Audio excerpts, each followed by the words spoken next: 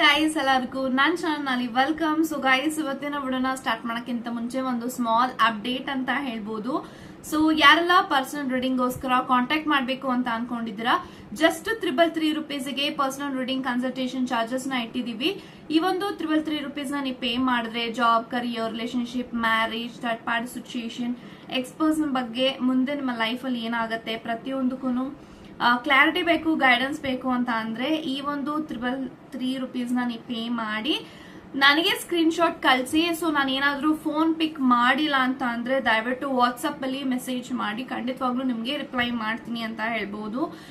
And so ಈ ಒಂದು offer just 3 days ಮಾತ್ರ ಇರುತ್ತೆ. After this 3 days I am not gonna repeat any kind of offers ಅಂತ ಹೇಳ್ತೀನಿ. ಸೊ ಆಫರ್ಸ್ ಇದ್ದಾಗ ಖಂಡಿತವಾಗ್ಲೂ ಯುಟಿಲೈಸ್ ಮಾಡ್ಕೊಳ್ಳಿ.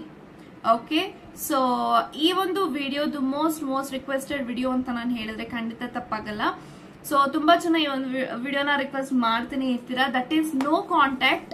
ಸೊ ನಿಮ್ಮ ಪಾರ್ಟ್ನರ್ ನಿಮ್ ಜೊತೆಗೆ ಮಾತಾಡ್ತಾ ಇಲ್ಲ, ಇಗ್ನೋರ್ ಮಾಡ್ತಿದ್ದಾರೆ, ಅವಾಯ್ಡ್ ಮಾಡ್ತಿದ್ದಾರೆ, ಅಥವಾ ಈ ಒಂದು ವ್ಯಕ್ತಿ ನಿಮ್ಗೆ ಜಾಸ್ತಿ ಟೈಮ್ ಕೊಡ್ತಾ ಇಲ್ಲ ಅಂತ ಅಂದ್ರೆ this video is for you. So ಅದೆಲ್ಲದಕ್ಕೂ ಮೇನ್ ರೀಸನ್ ಏನು, ಸೊ ಏನಕ್ಕೆ ಅವ್ರು ಇಗ್ನೋರ್ ಮಾಡ್ತಿದ್ದಾರೆ, ಅವಾಯ್ಡ್ ಮಾಡ್ತಿದ್ದಾರೆ, ಸೊ ಏನಕ್ಕೆ ಅವರು ನಿಮ್ ಜೊತೆಗೆ ನೋ ಕಾಂಟ್ಯಾಕ್ಟ್ ಅಲ್ಲಿ ಇದ್ದಾರೆ, ಯಾಕೋ ನಿಮ್ ಜೊತೆಗೆ ಸರಿ ಮಾತಾಡ್ತಿಲ್ಲ ಅನ್ನೋ ಎಲ್ಲಾ ಪ್ರಶ್ನೆಗಳಿಗೆ ಈ ಒಂದು ರೀಡಿಂಗ್ ಅಲ್ಲಿ ನಿಮ್ಗೆ ಉತ್ತರಗಳು ಸಿಗುತ್ತೆ. ಮತ್ತೆ ಇಗ್ನೋರ್ ಮೈ back ground. So back ground ಎಲ್ಲ ನೀವು ಚೆಕ್ ಮಾಡಕ್ ಹೋಗ್ಬಾರ್ದು. ಸೊ ಯಾರೋ ಕಮೆಂಟ್ ಅಲ್ಲಿ ಅದನ್ನು ಹೇಳಿರ್ತೀರ, ಮ್ಯಾಮ್ ನಿಮ್ ಬ್ಯಾಕ್ ಗ್ರೌಂಡ್ ಏನ್ ಹಂಗಿದೆ ಅಂತ. So middle class family, so ಏನು ಮಾಡಕ್ಕಾಗಲ್ಲ. So let's start the reading. So okay guys, ಇವಾಗ ನೋಡೋಣ ನಿಮ್ಮ ಪಾರ್ಟ್ನರ್ ನಿಮ್ಮನ್ನ ಯಾವಾಗ ಕಾಂಟ್ಯಾಕ್ಟ್ ಮಾಡ್ತಾರೆ, ಏನಕ್ಕೆ ಅವ್ರು ನಿಮ್ಮನ್ನ ಇಗ್ನೋರ್ ಮಾಡ್ತಿದ್ದಾರೆ, ಅವಾಯ್ಡ್ ಮಾಡ್ತಿದ್ದಾರೆ ಅನ್ನೋದನ್ನ ಇವಾಗ ತಿಳ್ಕೊಳ್ಳೋಣ. Let's begin.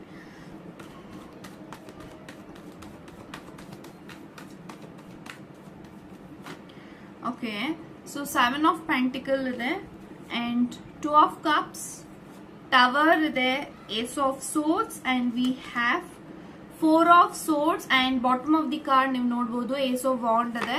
ಸೊ ಗೈಸ್, ಯಾರೆಲ್ಲ ಈ ಒಂದು ವಿಡಿಯೋನ ನೋಡ್ತಾ ಇದ್ದೀರಾ, Ace of Wands ಇದೆ, 4 of Swords ಇದೆ, and what is this 8 of Swords, and the tower, ಮತ್ತೆ 2 of Cups, and 7 of Pentacles. So ಎಲ್ಲಾ ಕಾರ್ಡ್ಸ್ ನಿಮ್ಗೋಸ್ಕರ ಬಂದಿದೆ ಅಂತ ಹೇಳ್ಬೋದು.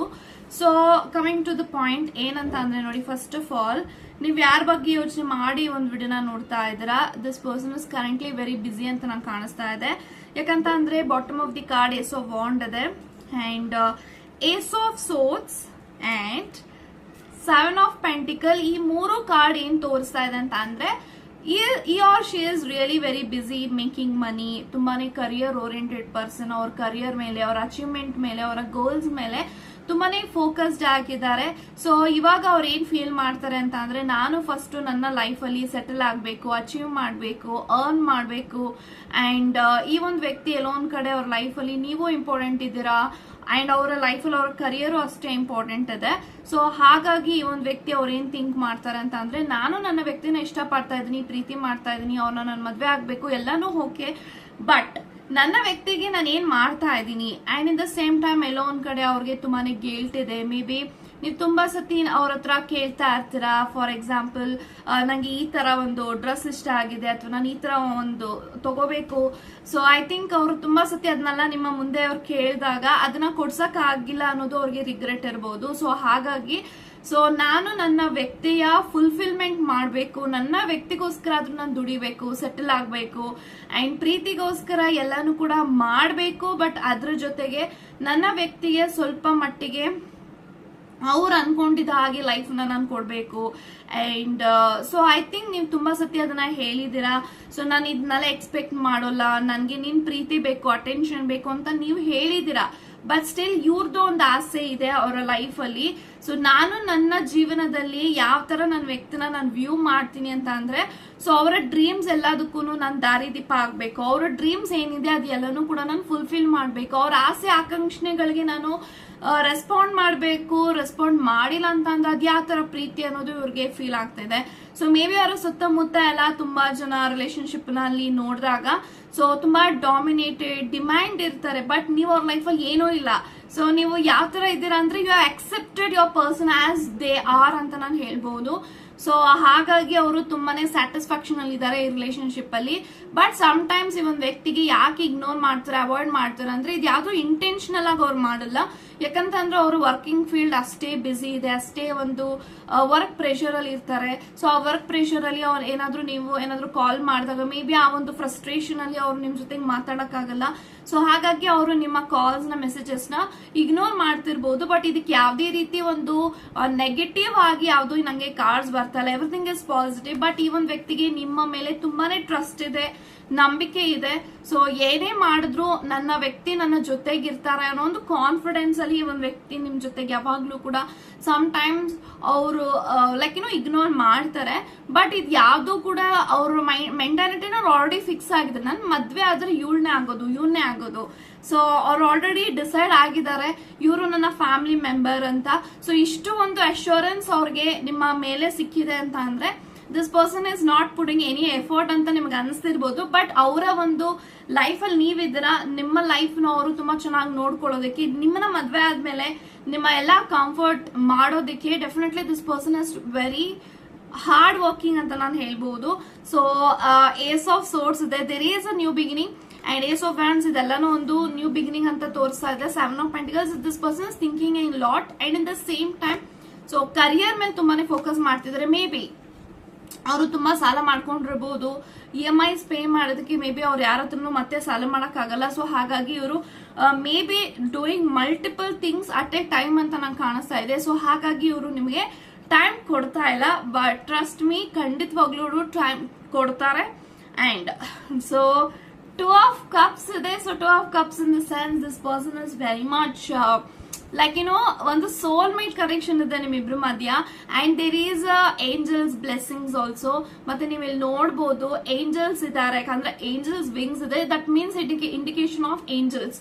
ಸೊ ಏಂಜಲ್ಸ್ ಪ್ರೊಟೆಕ್ಷನ್ ಇದೆ, ಏಂಜಲ್ಸ್ ಗೈಡೆನ್ಸ್ ಮಾಡ್ತಿರ್ಬೋದು.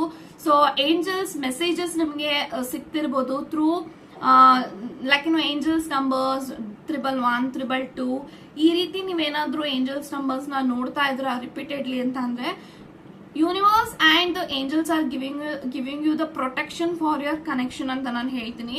ಸೊ ಖಂಡಿತವಾಗ್ಲೂ ಅವ್ರು ಆಲ್ರೆಡಿ ನಿಮ್ಮನ್ನ ಮೈಂಡ್ ಅಲ್ಲಿ ಮನ್ಸಲ್ಲಿ ನಿಮ್ಮ ಜೊತೆಗೆ ಮದ್ವೆ ಆಗೋಗ್ಬಿಟ್ಟಿದೆ.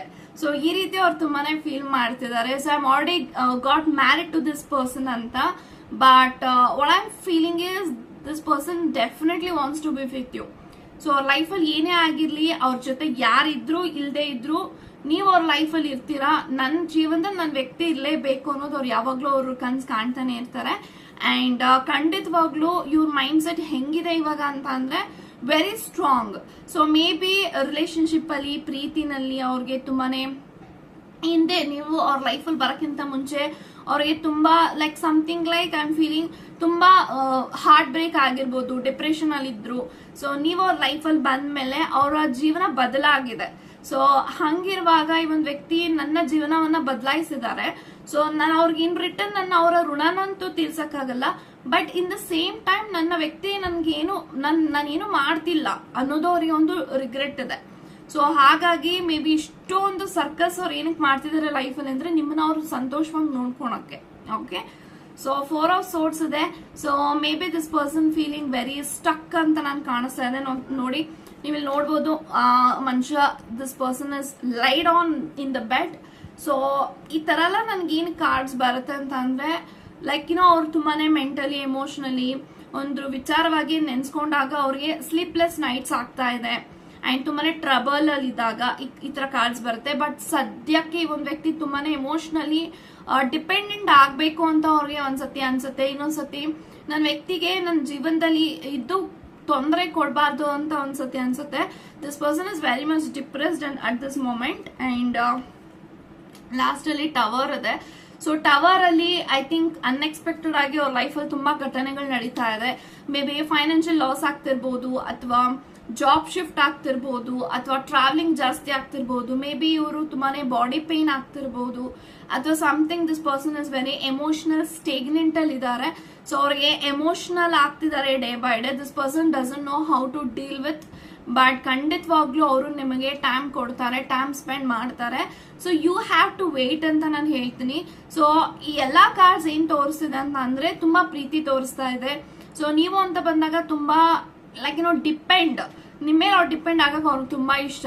ಸೊ ಏನು ಮಾಡಕ್ಕಾಗಲ್ಲ, ಇವಾಗ ಲೈಫ್ ಅಲ್ಲಿ ಅವ್ರಿಗೆ ತುಂಬಾನೇ ಕಷ್ಟಗಳು ಬಂದಿದೆ. ಸೊ ಹಾಗಾಗಿ ಅವರು ಕಷ್ಟನ ಅವರು ಸ್ವಲ್ಪ ಫೇಸ್ ಮಾಡ್ತಿದ್ದಾರೆ ಅಂತ ಹೇಳ್ತಾ ವೇಟ್ ಮಾಡಿ. ಖಂಡಿತವಾಗ್ಲೂ this person will give you